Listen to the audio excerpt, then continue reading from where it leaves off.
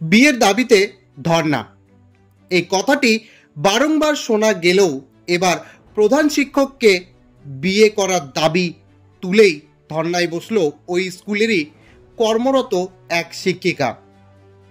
চাঞ্চল্যকর ঘটনাটি ঘটেছে কুচবিহারের কালজানি বাজার সংলগ্ন একটি বেসরকারি প্রাথমিক বিদ্যালয়।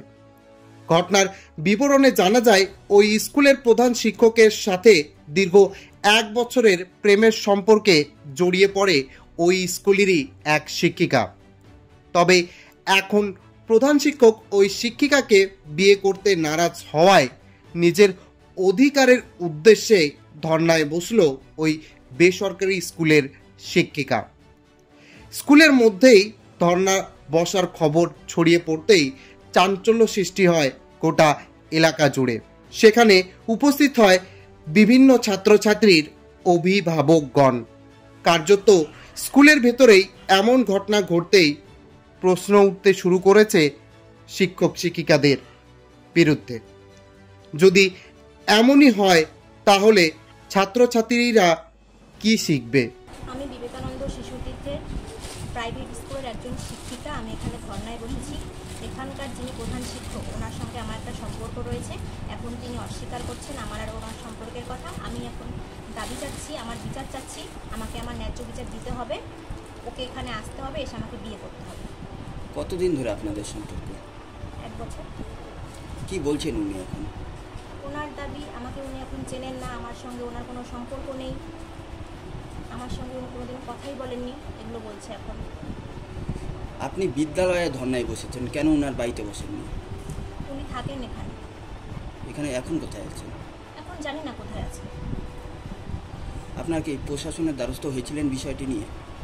জানানো হয়েছে, এখানকার এলাকার যিনি প্রধান ওনাকে খবর দেওয়া হয়েছে, কিন্তু উনি এখনও এখানে এসে হাজির হননি।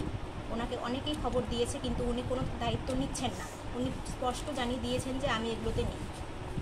আপনি বিদ্যালয়ে ধর্নায় বসেছেন, যার ফলে এখানে কি শিক্ষার্থীদের পঠন পাঠনে অসুবিধা হচ্ছে না? প্রধান শিক্ষকের নাম কি? এখানে প্রধান শিক্ষিকা হচ্ছে ঝুনু মজুমদার, আর স্কুল চালানো হচ্ছে প্রণয় বসু। উনি হেডও বলতে পারেন।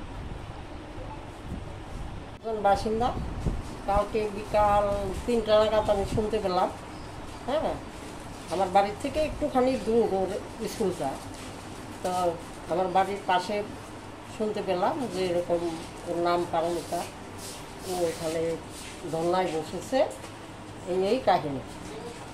ওর স্কুলের মাস্টারমশাইয়ের সাথে সম্পর্ক।